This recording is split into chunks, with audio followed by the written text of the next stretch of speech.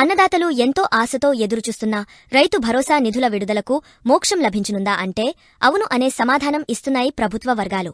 మరి ఇదే నిజమైతే రైతుల అకౌంట్లలో నిధులు ఎప్పుడు జమ కానున్నాయి అనే వివరాలు ఇప్పుడు చూద్దాం. రైతులకు పెట్టుబడి కోసం ఆర్థిక సాయం చేసేందుకు బీఆర్ఎస్ ప్రభుత్వం రైతుబంధు పథకాన్ని ప్రవేశపెట్టింది. ఆ తర్వాత అధికారంలోకి వచ్చిన కాంగ్రెస్ ప్రభుత్వం దీన్ని రైతు భరోసాగా మార్చింది. ఈ రైతు భరోసా నిధులు అన్నదాతలకు జులైలోనే అందాల్సి ఉంది. కానీ వివిధ కారణాల వల్ల జాప్యమవుతూ వస్తోంది. తాజా సమాచారం ప్రకారం దసరా కానుకగా రైతు భరోసా నిధులు విడుదల చేయాలని సర్కారు యోచిస్తున్నట్టు తెలుస్తోంది. అక్టోబర్ 12న దసరా పండగ ఉన్న నేపథ్యంలో అదే రోజున నిధులను విడుదల చేసే అవకాశం ఉన్నట్టు సమాచారం.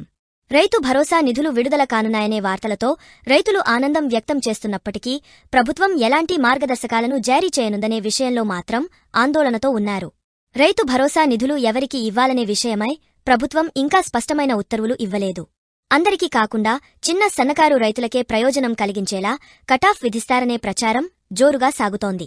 మరి ఆ కటాఫ్ ఎంత ఉండనుంది, ఎన్ని ఎకరాల భూమి ఉన్న వారికి రైతు భరోసా నిధులు అందుతాయి అనే విషయంలో స్పష్టత లేకపోవడంతో తమకు పెట్టుబడి సాయం అందుతుందా లేదా అని పలువురు రైతులు ఆందోళన చెందుతున్నారు.